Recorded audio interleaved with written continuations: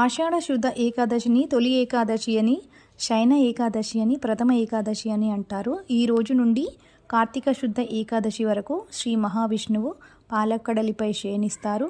ఈ రోజు నుండి శ్రీ మహావిష్ణువు యోగ నిద్రలోకి 4 నెలల వరకు నిద్రలో ఉండి 4 నెలల తర్వాత మేలుకొంటారు. దీన్నే ఉత్తాతన ఏకాదశి అని అంటారు. దీన్ని పేలాల పండగ అని కూడా అంటారు. అయితే ఉపవాసము ఉన్నవారు ఉపవాస నియమాలు ఎలా పాటించాలి? ఉపవాసం వచ్చి జూలై 7, 2025 సోమవారం రోజున, శుభ సమయం జూలై 7, 2025 రోజున ఉదయం 5:29 నుంచి ఉదయం 8:16 వరకు ఉంటుంది.